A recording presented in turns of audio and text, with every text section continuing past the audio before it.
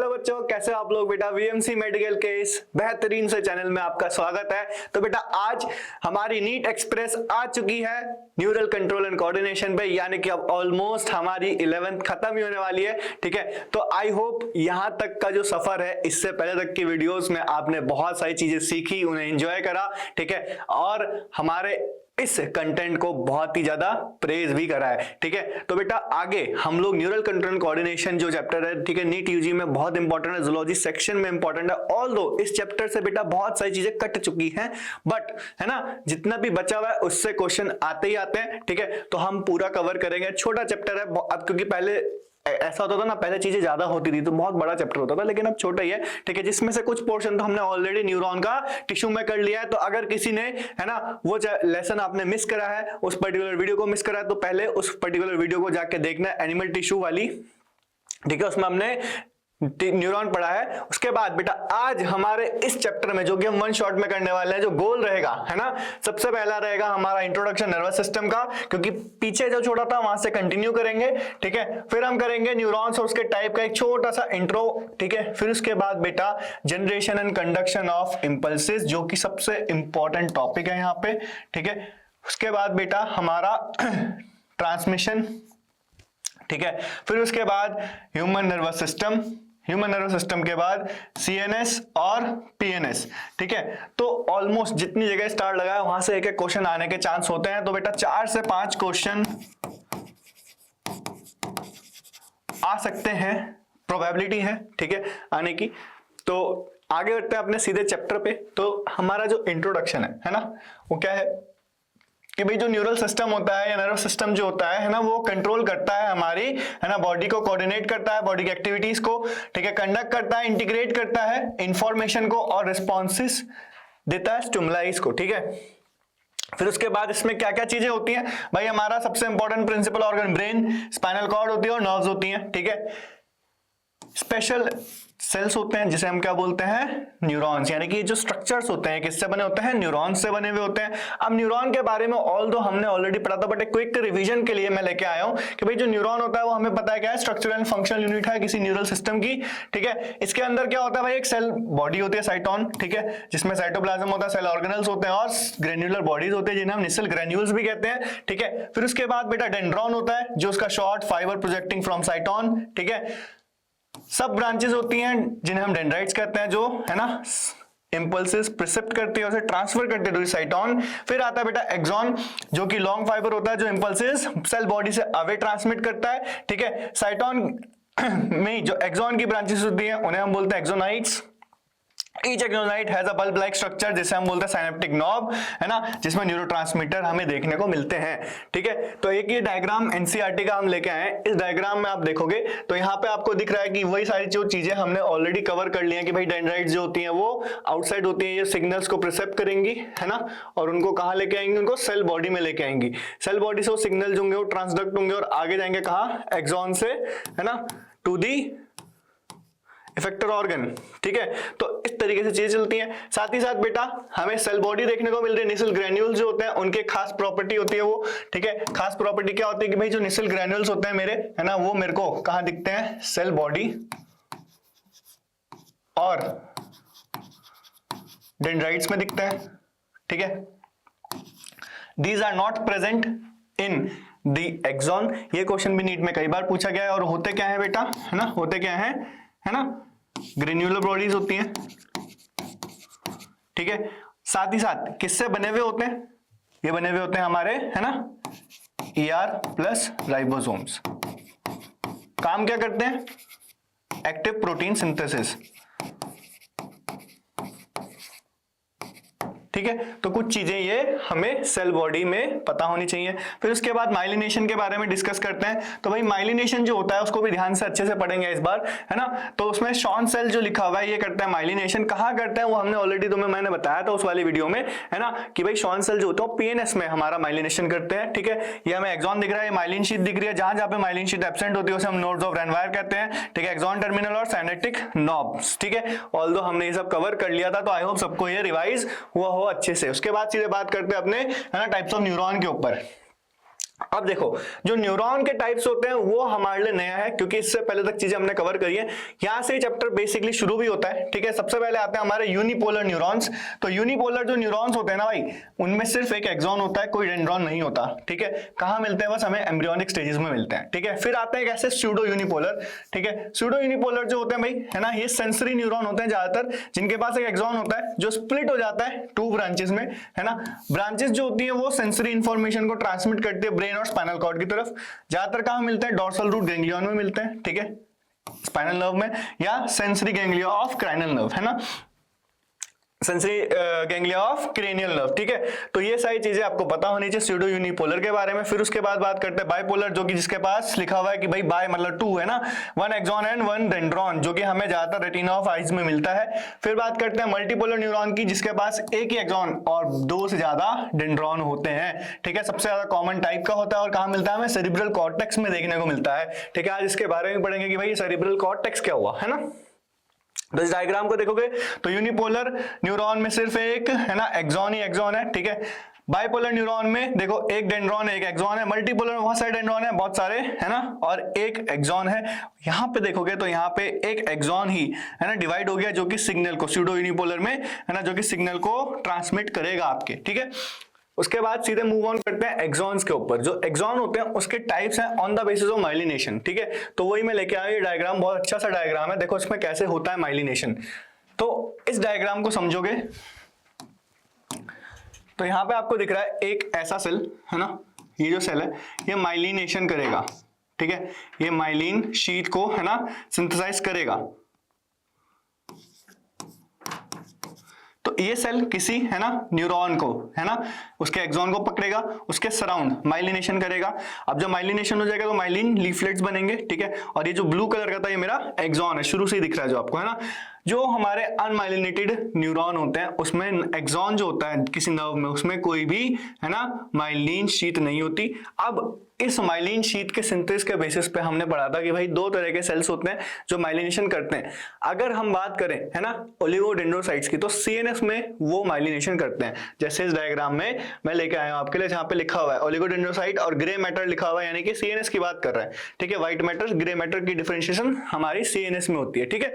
और अगर हम बात करें पीएनएस की, तो पीएनएस में शॉन सेल्स होते हैं, ठीक है। जो दिख रहा है ये जो शॉन सेल है ये हमारे पीएनएस में क्या करते हैं? माइलिनेशन करते हैं, ठीक है। तो सीधे बात करते हैं, जिन लोगों के पास माइलिन शीट होती है उन्हें हम बोलते हैं माइलिनेटेड न्यूरॉन्स या माइलिनेटेड एक्सॉन्स, ठीक है। These are enveloped with Schwann cells from the and that form a myelin sheath around the axon, ठीक है। Found in spinal and cranial, सीधी बात पीएनएस की बात हो रही है यहाँ पे, है ना। स्पाइनल नर्व और क्रेनियल नर्व हमारी पीएनएस का पार्ट होती हैं, तो इसीलिए Schwann सेल का डिस्कशन है, ठीक है। The gaps between 2 adjacent myelin sheets, है ना, उसे हम बोलते हैं नोड्स ऑफ रेनवायर, ठीक है। नॉन माइलिनेटेड जो होते हैं उसमें Schwann सेल्स जो होते हैं वो प्रेजेंट होते हैं पर कोई माइलिन शीट नहीं बनाते, ठीक है। ये भी पीएनएस की बात हो रही है। ज्यादातर कहां मिलते हैं हमारे, है ना, नर्व्स में मिलते हैं, जैसे कि ऑटोनॉमस और सोमैटिक न्यूरल सिस्टम में, ठीक है। तो शायद देखो इसमें दिख रहा है आपको कि Schwann सेल साइटोप्लाज्म लिखा हुआ है, लेकिन Schwann सेल जो है इसके अराउंड कोई माइलिन शीट नहीं बना रहा, लेकिन जिसके अराउंड माइलिन शीट बन रही है वो कुछ अलग तरीके से देखने को मिल रहा है हमें, ठीक है। तो आई होप सबको इतना यहां तक समझ में आया होगा। Now moving on to the important part, जो व्हाइट कलर एरिया आपको दिख रहा है ना, जिस जो माइलिन शीट से फॉर्म हो रहा है नर्व फाइबर के अराउंड, उसे व्हाइट मैटर बोलते हैं, ठीक है। और जो ग्रे कलर एरिया है ना विदाउट माइलिन शीट है उसे हम ग्रे मैटर बोलते हैं। तो इस डायग्राम में देखो यहाँ पे व्हाइट कलर का, है ना, एरिया है, यानी कि येलो ओपेक कलर की व्हाइट कलर की, है ना, माइलिन शीट है तो उसे हम बोलते हैं व्हाइट मैटर, और जहां माइलिन शीट नहीं है उसे हम क्या बोलते हैं बेटा? ग्रे मैटर, ठीक है। इस बेसिस पे ही हमारे सीएनएस में ऑर्गेनाइजेशन भी होती है। फिर उसके बाद बात करते हैं सीधा नेक्स्ट इंपॉर्टेंट टॉपिक पे, generation and conduction of nerve impulse. तो सबसे पहले जो हमारी इंपल्स होती है ना, उसका ट्रांसमिशन कैसा होता है? इलेक्ट्रोकेमिकल होता है, ठीक है। इलेक्ट्रोकेमिकल का मतलब क्या है कि ये, है ना, चार्जेस और, है ना, कुछ इंपॉर्टेंट, है ना, सिक्रीटरी चीजों से, है ना, मूव होती है, जो कि केमिकल इन नेचर होते हैं। फिर उसके बाद 3 तरह के स्टेप्स होते हैं इसमें, ठीक है। सबसे पहला स्टेप होता है इसमें maintenance of resting membrane potential, दूसरा होता है एक्शन पोटेंशियल, और तीसरा होता है प्रोपोगेशन ऑफ एक्शन पोटेंशियल। तो हमारी बात ही है ना क्या? जनरेशन, यानी कि पहले प्रोड्यूस करना फिर उसे कंडक्ट करना, कंडक्शन ऑफ नर्व इंपल्स। और नर्व इंपल्स को हम क्या बोलते हैं? एक्शन पोटेंशियल ही बोलते हैं बेटा एक तरह से, ठीक है। तो पहला स्टेप जो हमारा maintenance of resting membrane potential, पूरा का पूरा यहां से इंपॉर्टेंस चालू हो गया है पर्टिकुलर चैप्टर में। यहां से क्वेश्चन बेटा हर साल आता ही आता है, तो इसे ध्यान से समझेंगे। सबसे पहले देखो क्या होता है, न्यूरल मेम्ब्रेन जो होती है वो हमारी है ना सेलेक्टिवली परमिएबल होती है, और उसमें बहुत सारे ऐसे चैनल्स होते हैं। क्यों होते हैं? क्योंकि वो चैनल्स होते हैं। सेलेक्टिवली परमिएबल होने का मतलब क्या है, कुछ को अलाउ करेगी, कुछ को अलाउ नहीं करेगी, और क्योंकि आयन चैनल है तो स्पेसिफिकली आयंस के लिए ही है ना बेस्ड है। फिर उसके बाद जो रेस्टिंग न्यूरॉन होता है, यानी कि जब वो कुछ भी कंडक्ट नहीं कर रहा, कोई भी इंपल्स कंडक्ट नहीं कर रहा, तो जो उसकी एक्सोनल मेम्ब्रेन होती है, यानी एक्सॉन की जो मेम्ब्रेन होती है वो मोर परमेबल होती है पोटेशियम आयन के and nearly impermeable to sodium ions. ठीक है, ओके सर, पहला इंपॉर्टेंट स्टेप। ठीक है, ऑल्सो जो मेम्ब्रेन होती है वो impermeability to the negatively charge proteins in the axoplasm. ठीक है, एक्सोप्लाज्म में नेगेटिवली चार्ज प्रोटीन प्रेजेंट होते हैं। ठीक है सर, ठीक है। देयरफॉर अब हुआ क्या है ना, क्योंकि पोटेशियम और नेगेटिवली चार्ज जो प्रोटीन है वो एक्सोप्लाज्म में हाई कंसंट्रेशन में है, और बाहर और उनकी कंसंट्रेशन अंदर किसकी, सोडियम की, लो है। तो अंदर जो पोटेंशियल है ना पोटेशियम का ज्यादा है। ऐसी जो फ्लूइड आउटसाइड द एक्सॉन है उसमें लो कंसंट्रेशन ऑफ पोटेशियम है और हाई कंसंट्रेशन ऑफ सोडियम है। ठीक है, तो इस वजह से एक हमारा क्या बनने लग जाता है बेटा, ग्रेडियंट बनने लग जाता है। ठीक है, लिखा है ना कि दिस फॉर्म्स अ आयनिक और concentration gradient across the resting membrane. ठीक है, अब ये रेस्टिंग मेम्ब्रेन में है ना ये ग्रेडियंट कैसे बन रहा है, तो ध्यान से देखोगे। अभी मैं तुम्हें एक डायग्राम बना के दिखाता हूं बढ़िया सा। ठीक है, देखो ये मेरा न्यूरॉन था और यहां से मेरा एक्सॉन चल रहा है, तो जहां से एक्सॉन चलता है उस पॉइंट को हम क्या बोलते हैं, एक्सॉन हिलॉक भी बोलते हैं। ठीक है, अब ये एक्सॉन चल चुका है ना, तो इस एक्सॉन में जो इसके अंदर की फ्लूइड है उसको बोलते हैं एक्सोप्लाज्म, और जो इसके बाहर की है वो हो गया हमारा है ना बेसिकली न्यूरॉन के बाहर का एक्स्ट्रासेलुलर फ्लूइड। तो एक्स्ट्रासेलुलर फ्लूइड में ठीक है, मैं तुम लोग को बोल रहा हूं कि जो सोडियम है जिसको हम डिनोट करेंगे ब्लू कलर से, ठीक है, जो सोडियम है उसकी कंसंट्रेशन बहुत ज्यादा है। ठीक है, एज कंपेयर टू जो येलो कलर का हमारा पोटेशियम है। ठीक है, तो सोडियम की कंसंट्रेशन बहुत ज्यादा है बाहर, कहां बाहर, और अंदर कम है। अंदर क्या है, बहुत कम है, बहुत ज्यादा नहीं है अंदर। ठीक है, और यहां पे ग्रीन कलर से मैं ठीक है ये नेगेटिवली चार्ज प्रोटीन्स को डिनोट करूंगा जो मुझे एक्सोप्लाज्म में ज्यादा दिख रहे हैं। ठीक है, तो कुछ इस तरीके से है ना हमारे न्यूरॉन में मेम्ब्रेन थी। ठीक है, अब होगा क्या, देखो इनिशियली जो हमारा रेस्टिंग स्टेट है उसमें जो सोडियम है यानी Na+ जो है ना, वो मेरा बाहर ज्यादा है, आउटसाइड मोर। कितना मोर होता है बेटा, याद रखना 30 टाइम्स देन इनसाइड। ठीक है, ऐसे ही जो मेरा पोटेशियम है ना वो इनसाइड ठीक है मोर है, किसके कंपैरिजन में, जो आउटसाइड है कितना 10 टाइम्स आउटसाइड। ठीक है, तो यहां से आपको एक आइडिया लग गया कि ग्रेडियंट कैसे बन रहा है, समझ में आ गया। अभी ग्रेडियंट बन चुका है। ठीक है, तो सीधे हम अपना आगे आते हैं। अगर किसी को यहाँ स्क्रीनशॉट लेना ले सकता है। ठीक है, डायग्राम ड्रॉ करना है तो पॉज करके ले लेना। ठीक है, फिर आगे आते हैं सीधा अपने नेक्स्ट पार्ट पे। ठीक है, अब देखो क्या होगा कि ये जो आयनिक ग्रेडियंट बना ये मेंटेन रहता है, यानी कि देखो बनाना ही सब कुछ काम नहीं होता, ऐसे मेंटेन रखना भी एक इंपॉर्टेंट काम है। ठीक है, तो ऐसे कौन मेंटेन करता है, ठीक है, एक स्पेशल सोडियम पोटेशियम पंप होता है जो एक्टिव मैकेनिज्म, एक्टिव ट्रांसपोर्ट करके है ना इन आयंस को अगेंस्ट द ग्रेडियंट भी पंप कर सकता है, यानी कि इनके कंसंट्रेशन को मैनेज कर सकता है। ठीक है, यानी कि ये ग्रेडियंट बनाना ही नेसेसरी है। ठीक है, फिर उसके बाद करता कैसे है काम, ये 3 सोडियम को बाहर फेंक देता है अंदर से। ठीक है, और 2 पोटेशियम को सेल के अंदर डाल देता है। ये सब कहां हो रहा है बेटा, रेस्टिंग स्टेट में हो रहा है, ये बात याद रखनी है। ठीक है, रेस्टिंग स्टेट में कैसा फंक्शन है, जो अंदर के सोडियम ने बाहर फेंकना, यानी कि मैं चाहता हूं कि ग्रेडियंट बने।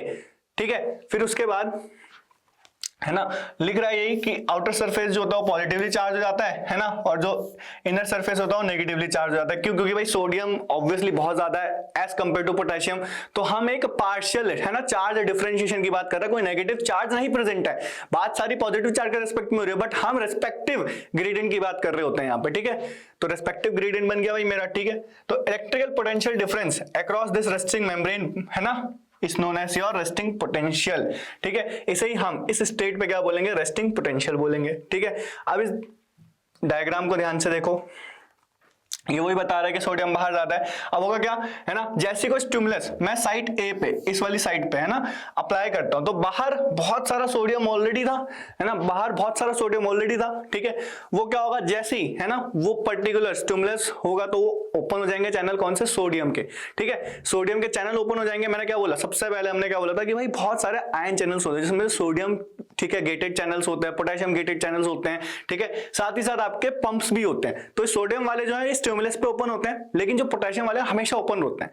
तो पोटेशियम का आना जाना लगा रहता है ना, लेकिन सोडियम का आना जाना कब लगेगा, सोडियम कब अंदर आ सकता है, जब तक कोई इंपल्स नहीं आया, ठीक है। ये बात भी आपको ध्यान रखनी है। तो इंपल्स आया तो इसके वजह से क्या हुआ, ये जो साइट है वो सोडियम के लिए परमिएबल हो गई, है ना, सोडियम के लिए परमिएबल हो गई। तो भाई बहुत रैपिड इन्फ्लक्स हुआ सोडियम का, और उस पॉइंट पे क्या हुआ, क्योंकि एकदम से बहुत सारा पॉजिटिव चार्ज कहां गया, इस पॉइंट पे बहुत सारा अंदर आ गया, जिसकी वजह से क्या हुआ कि यहाँ पे एक पर्टिकुलर साइट ए पे बहुत सारा सोडियम कम हो गया, बहुत सारा सोडियम कम हो गया, और अंदर तो पोटेशियम ऑलरेडी था ही, साथ साथ अंदर और भी पॉजिटिव चार्ज चढ़ गया। तो भाई इससे क्या हुआ कि बाहर रेस्पेक्टिवली, है ना, अकॉर्डिंग टू द, है ना, रेस्टिंग स्टेट क्या हुआ कि नेगेटिव चार्ज आ गया। हमने ऐसा एज्यूम करा, क्यों, क्योंकि बहुत सारा पॉजिटिव मेरे अंदर है, ठीक है।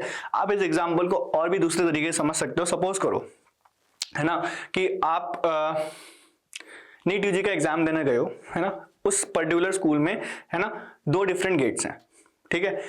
जब तक गेट नहीं खुला सारे बच्चे बाहर हैं, पेरेंट्स भी बाहर हैं, है ना, जैसे ही गेट खुलता है एकदम से बच्चे सारे एग्जाम हॉल की तरफ अंदर को दौड़ते हैं, so that they reach in the time, और वहां जाके कुछ वो भी अपना जो भी है ना सेटल होना है, कुछ भी होना है, सो दैट वो एग्जाम हैम्पर ना हो। तो बहुत सारे बच्चे जब अंदर जाते हैं तो पर्टिकुलरली वहां पे बच्चों की कमी हो गई उस पॉइंट पे, जो पॉइंट पे गेट खुला था, है ना, और जिस पॉइंट पे गेट खुला था बच्चे जब अंदर आ गए तो ऑब्वियसली वहां पॉजिटिव चार्ज कम हो गया। अब पॉजिटिव चार्ज ज्यादा कहां है, ज्यादा चार्ज है कहां, स्कूल के अंदर, है ना। तो ऐसे भी आप एज्यूम कर सकते हो कि ऐसे कैसे होगा, ठीक है। फिर उसके बाद, है ना, आउटर मेम्ब्रेन नेगेटिवली चार्ज हो गई और इनर वाली पॉजिटिवली चार्ज हो गई, जो इस डायग्राम में दिख रहा है आपको, है ना, कि outer membrane negatively charge, inner membrane positively charge, similar case on both sides, ठीक है। फिर उसके बाद इसे ही हम बोलते हैं बेटा depolarization. This step is also called as your depolarization, ठीक है। अब जब डीपोलराइजेशन हो गया तो इलेक्ट्रिकल पोटेंशियल डिफरेंस, है ना, during depolarization across the plasma membrane, है ना, इज कॉल्ड एक्शन पोटेंशियल। और ये इस पॉइंट पे ही हम क्या बोलते हैं भाई, एक एक्शन पोटेंशियल आ गया, एक नर्व इंपल्स आ गई, ठीक है। नर्व इंपल्स आ गई तो बस हमारा जनरेशन हो गया नर्व इंपल्स का। बहुत इजी था, बहुत डिफिकल्ट नहीं था, है ना। बच्चों को सबसे ज्यादा डिफिकल्ट लगता है ये पार्ट, क्योंकि एनसीईआरटी समझ नहीं पाते, एनसीईआरटी नहीं समझ पाते तो बस वो फंस जाते हैं यहाँ पे, ठीक है। तो नर्व इंपल्स बन गया। अब हमें क्या करना है, अब हमें प्रोपोगेशन करना है इस नर्व इंपल्स का, ठीक है, या एक्शन पोटेंशियल का। तो प्रोपोगेशन कैसे करेंगे, जैसी साइड ए पे, है ना, बहुत सारा, है ना, चार्ज आया तो उसी के जस्ट अपोजिट, उसी के जस्ट बगल में कोई साइड भी है, ठीक है, उसका आउटर सरफेस जो पॉजिटिवली चार्ज और इनर सरफेस नेगेटिव, वो तो भाई वो तो रेस्टिंग स्टेट पे है ना।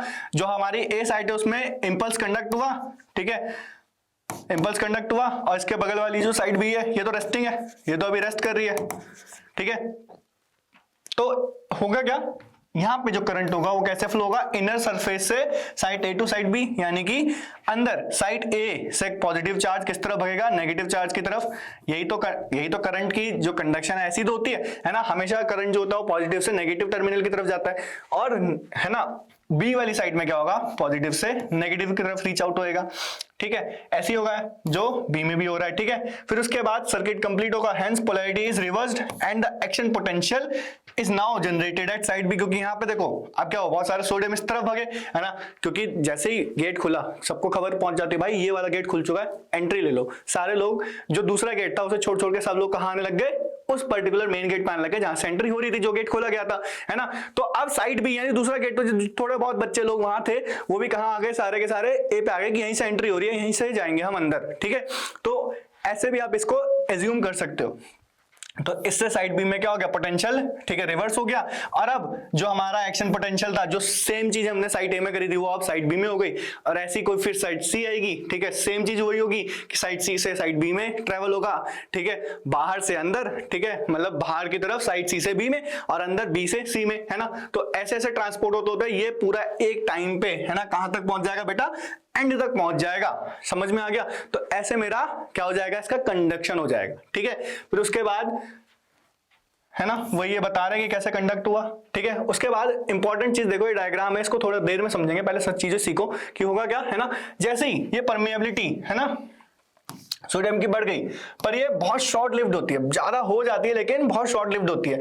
इसीलिए जो न्यूरॉन के है ना, जो न्यूरॉन की मेम्ब्रेन है, एक्सोप्लाज्म है, वो इसको सेंस करते हो बहुत सारा सोडियम अंदर आ चुका है, ठीक है, तो वो पोटेशियम की परमेबिलिटी को भी इंक्रीज कर देते हैं, ठीक है। और पोटेशियम की परमेबिलिटी जब इंक्रीज हो जाती है तो पंप भी एक्टिव हो जाता है ना। तो पोटेशियम जो होता है वो बहुत सारा है ना बाहर की तरफ लिखा हुआ है, immediately potassium diffuses outside and restore the resting membrane, ठीक है, यानी कि बाहर पोटेशियम को फेंक देंगे, ठीक है, बाहर डिफ्यूज कर देंगे, ठीक है, जिससे कि रेस्टिंग मेम्ब्रेन जो है वो रिस्टोर हो जाए, ठीक है। This is called as repolarization and repolarization is followed by hyperpolarization. अब मैं बताता हूं कि होता क्या है, देखो इस डायग्राम को समझो, ठीक है, बहुत सिंपल डायग्राम में लेके आया हूं, इससे सिंपल नहीं हो सकता है डायग्राम, ठीक है। रेड कलर से मैं मार्किंग करूंगा सो दैट तुम्हें समझ में आए। सबसे पहले जो हमारा रेस्टिंग मेम्ब्रेन पोटेंशियल होता है वो कितना होता है बेटा, -70 मिलीवोल्ट। किसके लिए होता है, ये किसी न्यूरॉन के लिए होता है, किसी एक्सॉन के लिए होता है, ठीक है। अब देखो जैसे ही -70 मिलीवोल्ट का आरएमपी आया, ठीक है, यहां से थ्रेशोल्ड लेवल उठा, ठीक है, और सीधे पोटेशियम चैनल लिखा है ना, सोडियम चैनल जो होते हैं, सोडियम गेटेड चैनल ओपन हुए, जिसकी वजह से बहुत सारा सोडियम अंदर आया, तो अंदर एक नेगेटिव चार्ज था, इसीलिए -70 मिलीवोल्ट है, ठीक है। बहुत सारा पॉजिटिव है तो पॉजिटिव होने लगेगा, पॉजिटिव होने लगा, और कितना जाएगा +35 मिलीवोल्ट तक, ठीक है। वही पॉइंट ये बता रहा है कि ये जो शॉर्ट लिव थी वो इसी पॉइंट पे शॉर्ट लिव होती है, यानी कि यहीं पे 35 मिलीवोल्ट आते ही क्लोजर हो जाता है सोडियम चैनल्स का और पोटेशियम चैनल ओपन हो जाते हैं, ठीक है। अब जब पोटेशियम चैनल ओपन हो गए हैं, ठीक है, जो बच्चे कुछ थे जब वो ओपन हो जाएंगे तो क्या होगा, बहुत सारा है ना पोटेशियम, देखो अब हम अंदर की बात कर रहे हैं, अंदर बहुत सारे बच्चे आ गए, 3 घंटे एग्जाम हो गया है ना, यानी कि ये हम ऐसे एज्यूम कर रहे हैं, ठीक है, 3 घंटे एग्जाम हो गया। अब बहुत सारे बच्चे जो अंदर थे वो बाहर को निकलेंगे, ठीक है, तो दूसरा गेट खोला जाएगा, जो बच्चे अंदर गए थे है ना वही बच्चे बाहर निकलेंगे। बट यहाँ पे हमें कैसे समझना है, अंदर सपोज करो है ना, बच्चे तो सेम ही है, हमें कैसे सपोज करना है कि सोडियम चार्ज अंदर गया था, पोटेशियम बाहर आया, क्योंकि पोटेशियम ऑलरेडी अंदर था थोड़े से है ना, तो पोटेशियम बाहर निकलेगा तो क्या होगा, बच्चे अब बाहर आ रहे हैं ना, अल्टीमेटली लोग बाहर आ रहे हैं, ठीक है, अंदर से चीजें कम हो रही हैं, ठीक है, तो जब वो बाहर आएंगे तो वो क्या हो जाएगा भाई है ना, वोल्टेज चैनल जो होगा ओपन होगा तो वो डिक्रीज होगा पोटेंशियल, वापस से वो नेगेटिव हो जाएगा जो था ऑलरेडी, क्योंकि ऑलरेडी नेगेटिव था और नेगेटिव हो जाएगा। साथ ही साथ है ना हमारा जो याद रखना, जो सबसे पहले पॉइंट था, जो हमारा सोडियम पोटेशियम पंप है वो भी एक्टिव है, वो क्या करेगा, अब वो 3 सोडियम को है ना क्या करेगा, बाहर फेंकेगा और अब पोटेशियम को अंदर खींचेगा, ठीक है। तो जब ये चालू हो जाएगा, ये हमारा पंप चालू हो जाएगा, साथ ही साथ पोटेशियम चैनल भी ओपन है, तो पोटेशियम ज्यादा बाहर निकल रहा है, ठीक है, पोटेशियम ज्यादा बाहर निकलेगा है ना, तो मेम्ब्रेन इतनी ज्यादा नेगेटिव हो जाएगी कि वो -70 मिलीवोल्ट से भी कम हो जाएगी और वो -100 मिलीवोल्ट तक जा सकती है, ठीक है। तो रीपोलराइजेशन हुआ जब हमारे पोटेशियम चैनल ओपन हुए, ठीक है, और डीपोलराइजेशन हुआ, ठीक है, जब हमारे सोडियम चैनल ओपन हुए, साथ ही साथ हाइपर पोलराइजेशन हुआ जब मेरा पोटेशियम इतना ज्यादा बाहर निकल गया ना बेटा कि अब है ना वो जो मेम्ब्रेन हो इतनी नेगेटिव हो गई कि उसे अब वापस से रिस्टोर करने के लिए फिर से ऑन क्या करना पड़ेगा, सोडियम पोटेशियम पंप, ठीक है। तो पोटेशियम चैनल तो कभी क्लोज नहीं होता क्योंकि वो है ना क्या है, वोल्टेज गेटेड है, साथ ही साथ वो वॉलंटरी है, वो ओपन ही रहते हैं, लेकिन जो हमारा है ना सोडियम पोटेशियम पंप है वो इसको रिस्टोर करेगा। इसलिए पहली लाइन पे एनसीईआरटी में दिया हुआ है कि भाई 3 सोडियम बाहर 2 पोटेशियम अंदर, ठीक है, तो ऐसे ही कुछ काम होगा। और जो हाइपर पोलराइजेशन है उसमें क्या होता है, हमारी मेम्ब्रेन इतनी नेगेटिव हो जाती है, लिखा है ना कि voltage gated channel remain open even after potential reaches the resting level, this is why है ना voltage gated channel of potassium remains always open, ठीक है। तो वो न्यूरॉन क्योंकि पोटेशियम के लिए कभी भी है ना दिक्कत नहीं देता, वो हमेशा उसके लिए परमिएबल है, ठीक है। तो इसीलिए बच्चों को ये समझ नहीं आता कि हो क्या रहा है एक्चुअल में, जो वापस से मेम्ब्रेन है ना वो इतनी ज्यादा नेगेटिव, यानी अंदर बहुत ज्यादा लोग कम हो गए, ठीक है, अंदर एकदम सुनसान हो गया, तो उसके लिए क्या करेंगे, अंदर बाहर से कुछ लोग है ना पुट करे जाएंगे अंदर है ना। तो देखो वापस से अगर इस पॉइंट पे आएंगे, ठीक है, देखो वापस से इस पॉइंट पे आएंगे तो देखो लिखा हुआ है ना कि ये आयनिक ग्रेडियंट जो है ना वो कौन ट्रांसपोर्ट करता है, ये सोडियम पोटेशियम पंप, जो कि 3 सोडियम है ना बाहर, ठीक है, फेंकता है, 2 सोडियम अंदर लिया, 2 पोटेशियम अंदर लिया था, 3 अंदर से कहां फेंके, बाहर, और बाहर से जो पोटेशियम ऑलरेडी बाहर जा रहे थे उन्हें क्या कर दिया, उन्हें अंदर आओ आप अंदर आ जाओ, है ना, समझ में आ गया। तो कुछ इस तरीके से ही हमारी, है ना, ये पूरी की पूरी प्रोसेस है, ठीक है। कोशिश करिए मैंने कि आपको बहुत सिंपल तरीके से समझाऊं, ठीक है, और बहुत ही सिंपल तरीके से ये डायग्राम भी है जो कि एनसीईआरटी में नहीं दिया हुआ, एनसीईआरटी के बाहर का डायग्राम है, बट बेटा बच्चों को समझाने के लिए बहुत जरूरी है। मेरा काम है आपको, है ना, चीजें परफेक्टली समझाना, और आई होप सबको परफेक्टली समझ में भी आई होंगी, ठीक है। सीधे मूव करते हैं अपने, है ना, नेक्स्ट पार्ट पे, That is our synaptic transmission of impulse, ठीक है। जो synaptic transmission of impulse है ना, वो बेसिकली कैसे होता है, किसी न्यूरॉन के जंक्शन पे होता है, ठीक है। जब दो न्यूरॉन मिलते हैं तो एक साइनेप्स बनता है, ठीक है। और ये साइनेप्स जो होते हैं वो दो तरीके के होते हैं, एक इलेक्ट्रिकल होता है और एक केमिकल होता है, ठीक है। इलेक्ट्रिकल साइनेप्स इस डायग्राम में देखोगे तो क्या होता है भाई, इसमें, है ना, जो मेम्ब्रेन्स होती है pre and post synaptic neuron की, है ना, वो बहुत ही ज्यादा क्लोज प्रॉक्सिमिटी में होती है। यानी कि सपोज करो ये प्री वाला है, ठीक है, जहां से नेगेटिव मैसेज है, ठीक है, ये प्री वाला है और ये पोस्ट वाला है, तो यहां हम प्री लिख देते हैं, ठीक है, और यहां हम पोस्ट लिख देते हैं, ठीक है। तो प्री साइनेप्टिक और पोस्ट साइनेप्टिक बहुत ज्यादा क्लोज प्रॉक्सिमिटी में है, जिसकी वजह से, है ना, जो ट्रांसमिशन है वो बहुत ही ज्यादा, है ना, सिमिलर होता है एक सिंगल एक्सॉन के ट्रांसपोर्ट के जैसे। तो यहाँ पे जो गैप जंक्शन होते हैं, ठीक है, वही यहाँ पे ट्रांसपोर्ट कराते हैं आयंस का। ये बात बहुत इंपॉर्टेंट है, ठीक है। फिर उसके बाद impulse transmission is faster than chemical synapse. क्यों फास्टर है भाई, क्योंकि बहुत क्लोज प्रॉक्सिमिटी में और आयंस बहुत इजीली, है ना, अपने, है ना, ट्रांसपोर्ट हो जाते हैं। फिर उसके बाद, है ना, electrical synapse are very rare in human system. ये बहुत इंपॉर्टेंट बात है, हमारे पास बहुत रेयर होते हैं, ठीक है। फिर बात करते हैं केमिकल साइनेप्सिस की। तो केमिकल साइनेप्स जो होते हैं, ठीक है, देयर इज अ स्पेस जिसे हम बोलते हैं तुम्हें क्या बोलते हैं, साइनेप्स में, है ना, एक स्पेस होता है जिसे साइनेप्टिक क्लेफ्ट बोलते हैं, उसमें एक फ्लूइड होती है, ठीक है, जो कि प्री साइनेप्टिक और पोस्ट साइनेप्टिक न्यूरॉन के बीच में है, ठीक है। The pre synaptic region has bulb like structure called synaptic knob, है ना, और इसमें बहुत सारे वेसिकल्स होते हैं, इसमें न्यूरोट्रांसमीटर होते हैं, या तो एसिटाइलकोलिन होएगा या एड्रेनलिन होएगा। दो इंपॉर्टेंट न्यूरोट्रांसमीटर के बारे में एनसीईआरटी भी बताती है आपको। एसिटाइलकोलिन जो होता है ना, वो हमारा मस्करैनिक होता है, और एड्रेनलिन जो होता है एक्साइटेटरी होता है, ठीक है। तो when an impulse reaches at axon terminal, the synaptic vesicles bind on the plasma membrane and released the neurotransmitter, ठीक है। It diffuses across the synaptic cleft to combine with the receptor, है ना, on the postsynaptic membranes, ठीक है।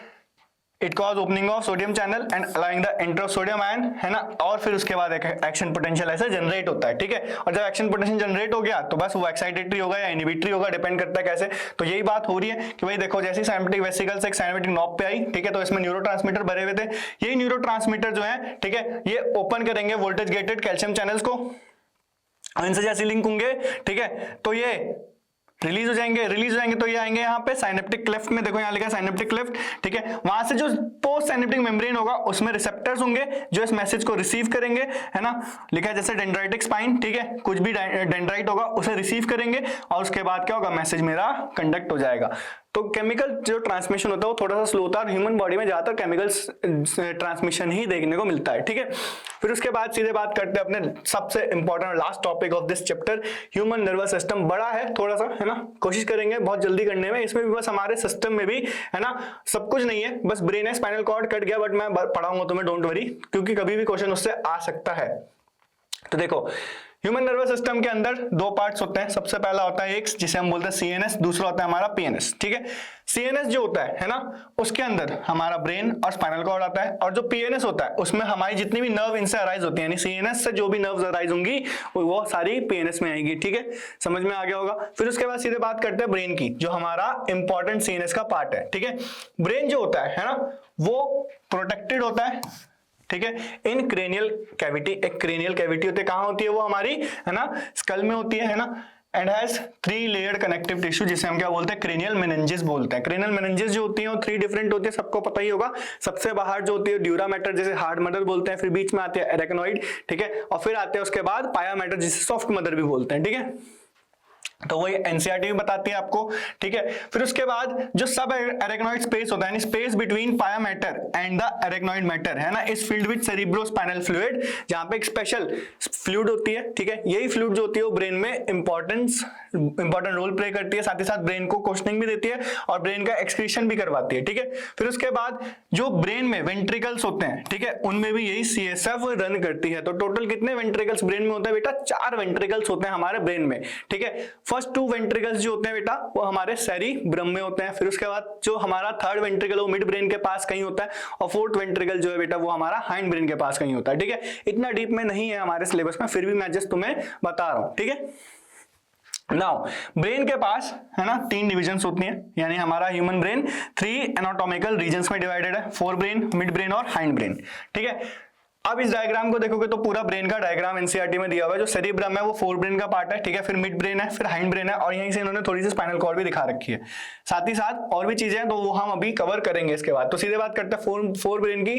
Fore brain is also known as prosencephalon. ठीक है, देखो प्रोसेन, जो प्रोस मतलब होता है अहेड, सबसे आगे वाला, तो फोर ब्रेन सबसे आगे वाला पोर्शन है।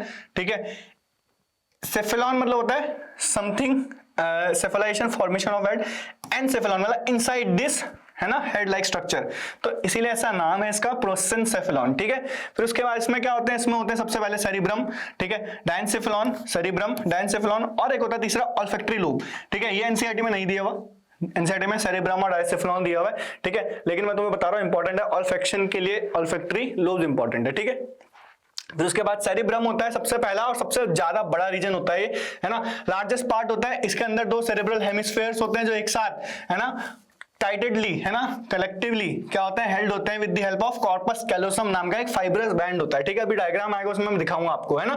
द सेरेब्रल कॉर्टेक्स यानी कि जो हमारा सेरिब्रम होता है उसमें 2 डिफरेंशिएशन होते हैं, कॉर्टेक्स और मेडुला। ठीक है, inner is known as medulla, outer is known as cortex. सारे ऑर्गन्स में ये हम पढ़ के आए हैं, सारी अपब्रिंगिंग में हमने यही पढ़ा था, है ना। जब हमने किडनी में पढ़ा था तो हमने कुछ इस तरीके से पढ़ा था कि आउटर कॉर्टेक्स, इनर मेडुला, ऐसी होता है। तो सेरिब्रल कॉर्टेक्स जो आउटर रीजन है सेरिब्रम का, उसमें बहुत सारे क्या मिलेंगे बस कन्वर्जेंस एंड ठीक है डिप्रेशन, जिन्हें हम जायराई और सल्काई कहते हैं। ठीक है बेटा, और इसी में ठीक है कॉर्टेक्स में हमें ग्रे मैटर देखने को मिलता है, यानी कि जो न्यूरॉन की जो सेल बॉडीज हैं, ठीक है, जो साइटॉन्स है वो वहां कलेक्टिवली प्रेजेंट है, इसीलिए उसे ग्रेइश अपीयरेंस आती है और वो उसे हम क्या बोलते हैं ग्रे मैटर बोलते हैं। ठीक है, फिर उसके बाद जो सेरिब्रल मेड्यूला होता है ना, जो इनर रीजन होता है वो व्हाइट मैटर होता है। ठीक है, फॉर्म ऑफ व्हाइट मैटर, यानी कि वहां बहुत सारे एक्सॉन होते हैं और माइलिनेशन होते हैं एक्टिव। ठीक है, फिर उसके बाद जो सेरिब्रल कॉर्टेक्स होता है उसमें क्या क्या होता है, मोटर एरिया होता है, ठीक है, सेंसरी एरिया होता है और एसोसिएटेड एरिया होता है। ये बहुत इंपॉर्टेंट डिवीजन है बेटा। ठीक है, जो एनसीईआरटी में ठीक है सिर्फ लिखी हुई है, एक्सप्लेन नहीं है, मैं उसे एक्सप्लेन करूंगा बहुत अच्छे से, डोंट वरी। ठीक है, फिर उसके बाद देखो इस डायग्राम को, तो जो मेरा सेरिब्रम है अगर मैं उसे काट दूं है ना तो मुझे कुछ इस तरीके से देखने को मिलेगा। ठीक है, तो यहाँ पे तुम्हें देखने को मिलेगा कि ये जो हमारा ब्राउनिश पोर्शन है पूरा है ना वो सेरिब्रम है। ठीक है, इसमें ये जो पोर्शन है ये वाला देखो मैं यहाँ पे बना रहा हूं एक बार, है ना, ये जो पोर्शन है this is known as my corpus callosum. ठीक है, कॉर्पस कैलोसम है। उसके बाद यहीं पे डायंसेफेलॉन देखने को मिल रहा है, पिंकिश रीजन जो है मेरा। ठीक है, फिर उसके बाद थोड़ा सा सेरिबेलम देखने को मिल रहा है येलो वाला, और फिर स्पाइनल कॉर्ड देखने को मिल रही है। तो ऐसे डिवीजन है पूरा। देखो अगर ध्यान दोगे तो ऑलमोस्ट है ना, ऑलमोस्ट ये पूरा इतना पोर्शन जो है वो मेरा क्या है सेरिब्रम है। ठीक है, सेरिब्रल कॉर्टेक्स है। ठीक है, कितना मतलब सेरिब्रम है पूरा, इसमें कॉर्टेक्स और मेडुला वाले रीजन है। कॉर्टेक्स देखो थोड़ा सा ज्यादा डार्क है और जो डार्क है वो कॉर्टेक्स है, इतना रीजन जैसे कॉर्टेक्स है, उसके बाद ये पूरा रीजन है ना मेडुला है। तो इस तरीके से इसमें आपको डिप्रेशन और ठीक है मतलब कन्वर्जन देखने को मिलेंगे। इन कन्वर्जन को हम क्या बोलते हैं, है ना, सेरिब्रल कन्वर्जन। इन्हीं डिप्रेशन को हम बोलते हैं सल्काई, क्या बोलते हैं सल्काई। ठीक है, और जो ऊपर उठ रहे हैं ना, जो ऊपर आ रहे हैं उन्हें हम बोलते हैं गायराई, उन्हें क्या बोलते हैं गायराई या जायराई, जो भी आपको समझ में आए। ठीक है, तो कुछ इस तरीके से हमारा पूरा का पूरा सेरिब्रल हेमिस्फीयर है। अब सेरिब्रल हेमिस्फीयर के हमने देखो फंक्शनल डिवीजन तो पढ़ ली कि भाई मोटर एरिया होता है, इसमें सेंसरी एरिया होता है और एसोसिएटेड एरिया होता है। साथ ही साथ ना इसमें जो सेरिब्रल हेमिस्फीयर है उसमें है ना लोब्यूलर डिफरेंस भी होता है, लोब्स होते हैं। ठीक है, जो लोब्स होते हैं तो उसका डायग्राम देखो ये आएगा। इस डायग्राम में देखो जो सेरिब्रल हेमिस्फीयर में लोब है तो टोटल बेसिकली 4 लोब होते हैं जो हमारी है ना क्रेनियल बोन्स के नेम पे रखे हुए हैं। ठीक है, मेजर क्रेनियल बोन्स के नेम पे रखे हुए हैं। सबसे बड़ा होता है फ्रंटल लोब। ठीक है, फ्रंटल लोब जो होता है वो बिल्कुल फ्रंट पे होता है, ऑलमोस्ट हमारे सेरिब्रल हेमिस्फीयर का ऑलमोस्ट मोर देन 50% पोर्शन होता है। ठीक है, उसके बाद आता है मेरा पैराइटल बोन जो मेरे थोड़े से अपर साइड होता है। फिर आता है मेरा टेम्पोरल लोब, ठीक है, जो मेरे टेम्पन की यानी कि ईयर के आसपास वाले रीजन में आता है। फिर आता है ऑसिपिटल लोब जो हमारे ऑसिपिटा पीछे की साइड प्रेजेंट होता है, ठीक है। ये होती है हमारी एनाटॉमिकल डिवीजन ऑफ सेरिब्रम, ठीक है। और फंक्शनल डिवीजन हमारी कौन कौन सी है, वही, ठीक है, मोटर एरिया वाली जो कंट्रोल करता है हमारा, है ना, वॉलंटरी मूवमेंट्स। क्या कंट्रोल करता है हमारा, वॉलंटरी, जो हम चाहते हैं, जैसे मैं अभी इस बोर्ड में मार्क कर रहा हूं, ठीक है, तो वो एक वॉलंटरी मूवमेंट है, ठीक है। सेंसरी एरिया जिसे हम सोमा एस्थेटिक एरिया भी कहते हैं, वो क्या कंट्रोल करता है, हमारे सेंस ऑर्गन की फंक्शनिंग को कंट्रोल करता है। और साथ में आता है एसोसिएशन एरिया, है ना, जो कि ना तो क्लियरली सेंसरी होता है ना ही क्लियरली मोटर होता है, बट रिस्पॉन्सिबल होता है हमारे इंटरसेंसरी एसोसिएशंस के लिए, मेमोरी के लिए और कम्युनिकेशन के लिए, ठीक है। यही एसोसिएशन एरिया में एक स्पीच एरिया भी होता है, जैसे ब्रोकाज एरिया भी बोलते हैं, ठीक है। ऐसे बहुत सारे हैं, सब पढ़ोगे जब हायर क्लासेस में जाओगे, है ना, जब आप एनाटॉमी वगैरह पढ़ोगे तब आपको ये सब कुछ सिखाया जाएगा, ठीक है। फिर उसके बाद एक ऐसे ही ना इंटीग्रेटेड रीजन होता है जो इसकी एक्टिविटीज होती है डिफरेंट सेंटर की, सेरेब्रल कॉर्टेक्स की, है ना, वो कंट्रोल करते हैं intelligence, memory, judgement, learning, thinking, है ना, एंड आर्टिकुलेटेड, ठीक है, स्पीच। तो ये सारे फंक्शंस जो है हमारा सेरेब्रल कॉर्टेक्स ही कर रहा है, इसलिए ज्यादा बड़ा भी है, ठीक है। फिर उसके बाद बात करते हैं हमारे डायनसेफेलॉन की, जिसके अंदर दो लोग होते हैं, थैलेमस और हाइपोथैलेमस, ठीक है। जो थैलेमस होता है ना, is the structure around with the cerebrum wraps, है ना, it is a coordinating centre यानी रिले स्टेशन भी बोलते हैं इसे, for sensory and motor impulse, यानी जो रिसीव हुए उन्हें रिले करता है, आगे भेजता है हमारा थैलेमस। हाइपोथैलेमस जो होता है, इट, है ना, regulates body temperature, thirst, hunger and emotion. सबसे इंपॉर्टेंट बी, है ना, secrete hypothalamic hormones, very important, next chapter में इन्हीं के बारे में डिस्कस करेंगे ज्यादा, ठीक है। सी, कंट्रोल्स पिट्यूटरी ग्लैंड, ठीक है। D, controls sleep, wakefulness, blood pressure, heart rate. तो कितना कॉम्प्लेक्स है और कितने कॉम्प्लेक्स फंक्शन भी कर रहा है, ठीक है। फिर उसके बाद सीधे बात करते हैं अपने अब, है ना, inner part of cerebral hemisphere and a group of associated deep structure, ठीक है, like amygdala and hippocampus, ठीक है, hypothalamus etcetera together constitute limbic system, जिसे लिम्बिक लोब भी बोलते हैं। इस डायग्राम में देखोगे आप अभी, है ना, देखो लिम्बिक सिस्टम जो होता है वो कहां से बन रहा है, ठीक है। देखो थैलेमस हमारा ऊपर दिख रहा है आपको, हाइपोथैलेमस, ठीक है, ये रहा ये रीजन हाइपोथैलेमस, वहां से निकला हमारा एमिगडाला बिल्कुल यहां से, ठीक है, और हिप्पोकैम्पस जो बिल्कुल हमारा बिल्कुल पीछे से आ रहा होता है, ठीक है, यहां से ये आ रहा है हिप्पोकैम्पस, ठीक है, जो सेरिब्रल कॉर्टेक्स से आ रहा है, ठीक है, सेरिब्रम से आ रहा है। तो ये सब मिला के बनाते हैं हमारा लिम्बिक सिस्टम, ठीक है। अब जो लिम्बिक सिस्टम है उसका काम क्या होता है, रेगुलेट करता है हमारे सेक्सुअल बिहेवियर को, मोटिवेशंस को, इमोशंस को, यानी एक्साइटमेंट, प्लेजर, रेज, फियर, ये सब, ठीक है। और ये बहुत इंपॉर्टेंट होता है हमारी बॉडी के लिए, ठीक है। तो आई होप सबको, है ना, डायग्राम भी बहुत अच्छे से समझ में आया होगा। हिप्पोकैम्पस जो होता है वो हमारा एक और फंक्शन करता है कि वो भाई हमारी जो टेम्पररी मेमोरी होती है उसे परमानेंट करने में बहुत हेल्प करता है, ठीक है। और एमिगडाला जो होता है, ठीक है, वो हमारे बेसिकली, है ना, जो सेक्सुअल बिहेवियर होता है, एरोसल्स होता है, ये सब करने में बहुत ज्यादा हेल्प करता है, ठीक है। फिर उसके बाद मिड ब्रेन की बात करते हैं, जो हमारा मेसेंसेफेलॉन है। अब मेस मतलब होता है, याद रखना लैटिन में, ठीक है, middle, something which is coming in the between, है ना। तो मेसेंसेफेलॉन, एंसेफेलाइजेशन, ठीक है, located between thalamus, hypothalamus and pons. Pons जो है वो सबसे इंपॉर्टेंट रीजन है किसका, हाइंड ब्रेन का, इसीलिए क्या है, मिडिल में है ना, कहीं बीच में आ गया, है ना। तो एक कैनाल जिसे हम बोलते हैं सेरिब्रल एक्वेडक्ट, है ना, passes through the mid brain, ठीक है। अभी मैं दिखाऊंगा कैसे पास करते हैं। Dorsal side of mid brain has 4 round swelling, यानी डॉर्सल साइड, अब देखो डॉर्सल और वेंट्रल डिवीजन में तो डॉर्सल यानी दिस साइड, है ना, this is your dorsal region, contains 4 round lobes, जिसे हम बोलते हैं कॉर्पोरा क्वाड्रिजेमिना, ठीक है। अब कॉर्पोरा क्वाड्रिजेमिना जो होता है उसमें 2 स्पेशल स्ट्रक्चर्स होते हैं, ठीक है, जो मैं इस डायग्राम में समझाऊंगा। तो मैं देखो यहां देखो ध्यान से, फोर ब्रेन था, फोर ब्रेन हमने पढ़ लिया, ठीक है। अब देखो मिड ब्रेन यहाँ पे है कहीं, है ना, और हाइंड ब्रेन में देखो यहाँ पे कहीं ये ऐसे यहाँ पॉन्स है, ठीक है, वहीं पे, और इधर फोर ब्रेन है, ठीक है, थैलेमस, हाइपोथैलेमस, यहीं पे कहीं बीच में मिड ब्रेन है। अब मिड ब्रेन में, ठीक है, देखो यहाँ का थैलेमस के 7 रैप है, इसमें ये 4 लोब लाइक स्वेलिंग होती है, ठीक है। तो मैं इसे दूसरे कलर से बनाता हूं, तो कुछ इस तरीके से बटरफ्लाई लोब स्ट्रक्चर होता है ये, ठीक है। इसमें जो ऊपर जो एंटीरियर साइड प्रेजेंट होता है उन्हें हम बोलते हैं बेटा सुपीरियर कॉलिक्यूलस या सुपीरियर कॉलिक्यूलाई, ठीक है। और जो नीचे की साइड प्रेजेंट होते हैं उन्हें बोलते हैं इंफीरियर कॉलिक्यूलाई। एनसीईआरटी में इतने अच्छे से नहीं दिया हुआ, बट फिर भी बच्चों को बहुत कंफ्यूजन रहती है, मैं बता रहा हूं। जो हमारा याद रखना है ना, एंटीरियर वाला होता है विजुअल रिफ्लेक्सेस को कंट्रोल करता है, और जो पोस्टीरियर वाला होता है वो हमारे ऑडिटरी रिफ्लेक्सेस को कंट्रोल करता है। तो ये इंपॉर्टेंस है हमारे मिड ब्रेन की कि विजुअल रिफ्लेक्स और ऑडिटरी रिफ्लेक्स को कंट्रोल करेगा। साथ ही साथ है ना, यहीं से हमारा क्या राइज होता है बेटा, ऑप्टिक चियास्मा। क्या राइज होता है, ऐसे ऑप्टिक चियास्मा राइज होता है, ठीक है, जो मिड ब्रेन के पास ही होता है। तो ये सारी चीजें हैं। और एक और पार्ट होता है मिड ब्रेन का, कॉर्पोरा क्वाड्रिजेमिना के अलावा सेरिब्रल पोडंकल्स, है ना, जो कनेक्ट करते हैं, यानी नर्व फाइबर्स के बैंड होते हैं जो यहाँ से कनेक्ट करते हैं कहाँ, ठीक है, हाइंड ब्रेन को, ठीक है। तो कुछ इस तरीके से स्ट्रक्चर मिड ब्रेन में होता है। आई होप सबको मिड ब्रेन बहुत अच्छे से समझ में आया। Now moving on to the hind brain. Hind brain जो होता है उसे हम बोलते हैं रोम्बेनसेफेलॉन, ठीक है।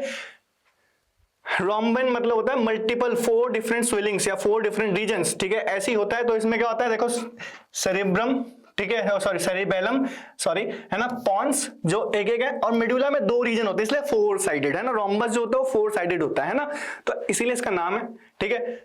मिड ब्रेन और हाइंड ब्रेन जो होते हैं वो ब्रेन स्टेम भी बनाते हैं मिलके, ठीक है। अब देखो जो सेरिबेलम होता है वो हमारा लिटिल सेरिब्रम भी कहलाता है, लिटिल ब्रेन भी कहते हैं इसे। It has very convoluted surface, है ना, टू अकोमोडेट मोर न्यूरॉन। ज्यादातर इसमें ग्रे ही मैटर होता है, ठीक है।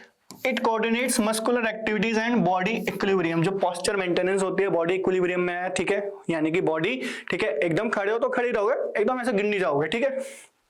2 सारे फंक्शन करता है। साथ ही साथ जो इसका नेक्स्ट रीजन है जिसे बोलते हैं पॉन्स वेरोलाई, ठीक है, कंसिस्ट ऑफ फाइबर ट्रैक्स, है ना, that interconnect different region of the brain. It also coordinates the activities of eye and ear and regulates, है ना, रेस्पिरेशन।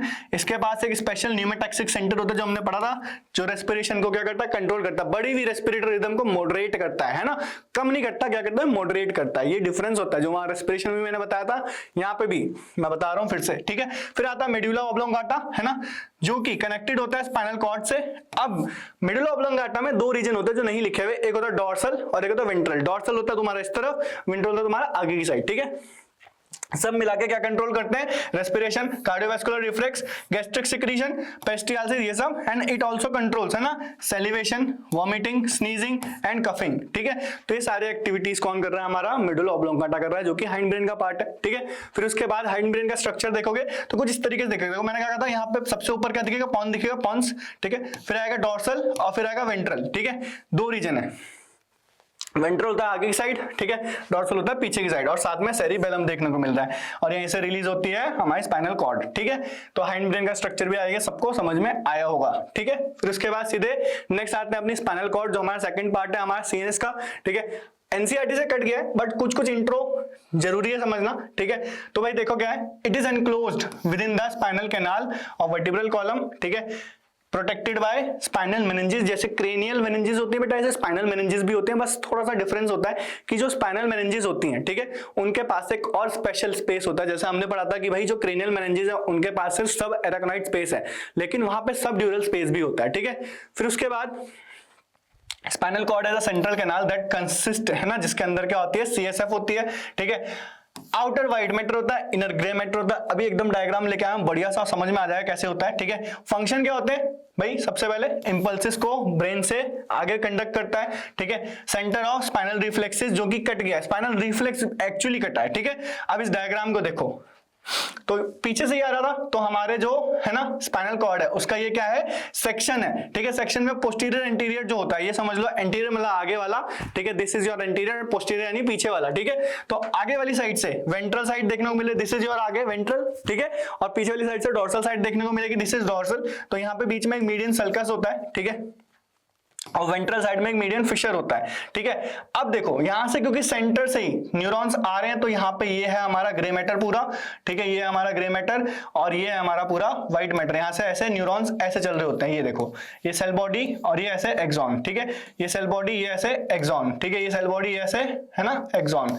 तो कुछ इस तरीके से चल रहा होता है, ये सेल बॉडी और ये ऐसे एक्सॉन, ठीक है। अब होता क्या है कि जो स्पाइनल नर्व्स बनती हैं, ठीक है, वो देखो कैसे बनती हैं, एक डॉर्सल नर्व रूट होगी, एक वेंट्रल नर्व रूट होगी, यानी वेंट्रल साइड से एक रूट आ रही होगी और डॉर्सल साइड से एक रूट आ रही होगी, ठीक है। वो दोनों मिलकर कंबाइन होकर, है ना, एक स्पाइनल नर्व बनाती है, जिसमें डॉर्सल और वेंट्रल दोनों रीजन्स होते हैं। आप ध्यान से समझो चीजों को, ठीक है। जो यहाँ पे डॉर्सल रूट गैंग्लियन के बारे में हमने पढ़ा था, है ना, कि जो डॉर्सल, है ना, साइड में प्रेजेंट होता है, ठीक है। उसका काम क्या होता है, उसका काम होता है इफेक्टर वाला, सेंसरी, सूडोन्यूमेरिक प्रॉब्लम में क्या लिखा था, सेंसरी फंक्शन करता है, सेंसेशन लेके आता है, ठीक है। तो कुछ ऐसे फंक्शन करने को देखने को मिलेंगे हमें, ठीक है। तो जो हमारी स्पाइनल नर्व होती है वो सबसे पहली बात कैसी होती है, मिक्स्ड नेचर की होती है। कैसी होती है, सारी की सारी मिक्स्ड। क्यों मिक्स्ड बोल रहे हैं, ना तो कंप्लीटली सेंसरी होती है ना तो कंप्लीटली मोटर होती है, बट जो हमारी क्रेनियल नर्व्स होती है बेटा वो ज्यादातर है ना, कुछ होती है सेंसरी, कुछ होती है मोटर और कुछ मिक्स्ड होती है, ठीक है। तो उनमें क्लियर डिवीजन होती है, ठीक है। फिर भी मैं एक बार बता देता हूं तुम लोगों को, ठीक है। पेरिफेरल न्यूरल सिस्टम करने से पहले जो हमारी क्रेनियल नर्व्स होती हैं वो कितनी होती है बेटा, 12 पेयर्स होते हैं ह्यूमंस में, और फ्रॉग में कितनी होती है ये कमेंट करोगे आप लोग, ठीक है, मैंने पढ़ाया था, कमेंट करने से। और जो स्पाइनल नर्व होती हैं वो हमारे सिलेबस में नहीं है, ठीक है। तो फिर भी मैं बता रहा हूं 31 पेयर्स होती हैं। तो इसमें जो क्रेनियल नर्व्स होती हैं उनमें एक बेसिकली निमोनिक होता है, ठीक है, जिसमें मैं आपको जस्ट नाम बता रहा हूं, है ना। सबसे मतलब इंपॉर्टेंट जो है वो हमारी है वेगस नर्व, जो 10th पेयर होता है ना। पेयर में होती है सारी की सारी, जैसे हमने पढ़ी थी, है ना। एक साइड से क्रेनियल में एक साइड से ऐसे निकलेगी, राइट से निकलेगी, और फिर वो जो आपके सप्लाई देगी, ठीक है। ऐसी वेंट्रल में one is from your lateral, one is from your other lateral, और फिर वो ऐसे पूरी बॉडी में सप्लाई देंगे, ठीक है। तो ये सारी चीजें होती हैं। अब बात करते हैं पीएनएस की। तो जो पीएनएस है भाई हमारा, है ना, वो क्रेनियल नर्व और स्पाइनल नर्व से बना हुआ है, जो हमने पढ़ा, है ना। इसके अंदर दो डिविजन्स होती हैं। सबसे पहली डिवीजन होती है जिसे हम बोलते हैं सोमैटिक न्यूरल सिस्टम, और दूसरी होती है जिसे हम बोलते हैं ऑटोनॉमिक न्यूरल सिस्टम, ठीक है। Autonomic neural system further divided होता है इनटू, है ना, योर सिंपैथेटिक और दूसरा होता है पैरासिम्पैथेटिक,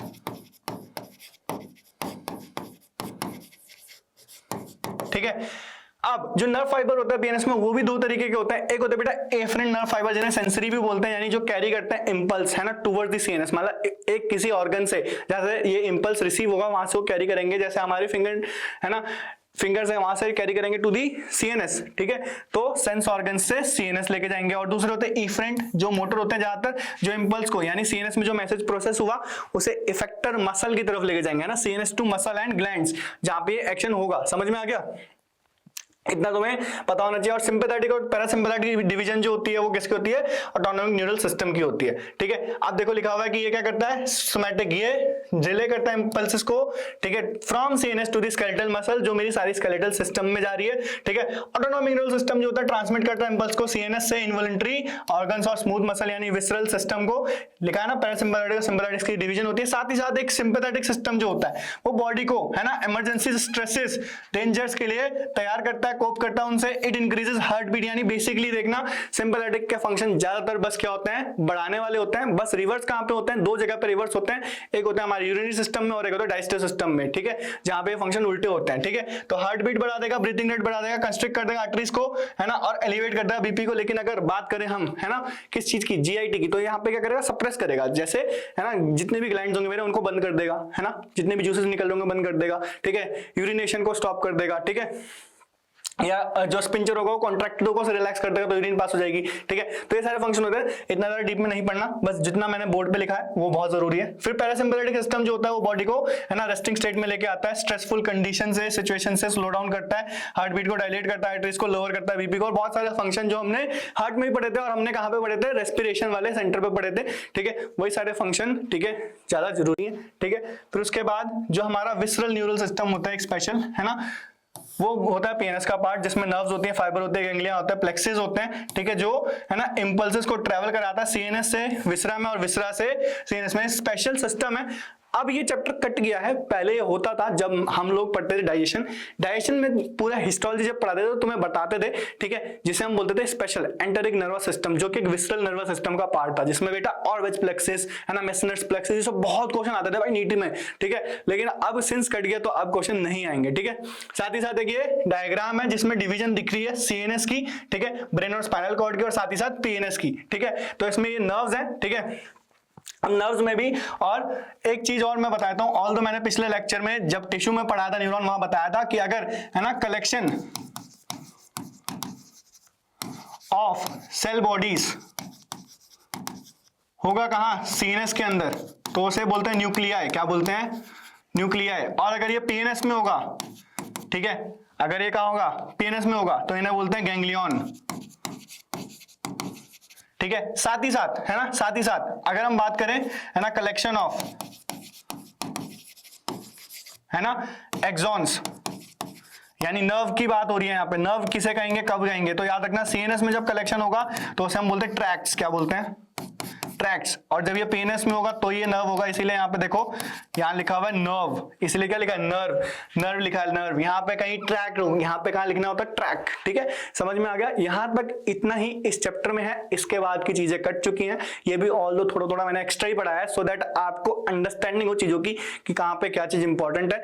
ठीक है, आई होप आपने ये लेक्चर बहुत इंजॉय करा होगा, बहुत सिंपल तरीके से मैंने पढ़ाया। ठीक है, और बहुत ज्यादा प्यार मिला मुझे सीरीज में। ठीक है, अब बस हमारा एक और चैप्टर रह गया बेटा, फिर उसके बाद हमारी 11 भी कवर हो जाएगी, 12 वी हैड डन। ठीक है, तो आई होप सबको है ना अच्छी लग रही है वीडियोस, लगी रही है, वो तो रिस्पांस बता रहा है। ठीक है, साथ ही साथ आपका और एक काम जो मैं हर बार देके जाता हूं भाई, इस वीडियो को बिल्कुल बहुत ज्यादा शेयर करना है, बहुत लोगों तक पहुंचाओ। ठीक है, अपने फेलोज को पहुंचाओ, अपने कजन्स को पहुंचाओ, छोटे लोगों को पहुंचाओ, जूनियर्स को पहुंचाओ, जितने भी लोग हैं आपके, ठीक है, उन तक पहुंचाओ, कमेंट करो, वीडियोस लाइक करो। ठीक है, तब तक के लिए मिलते हैं आपसे अगली वीडियो में, आई होप। ठीक है, सबको मजा आया, bye bye, take care, good night.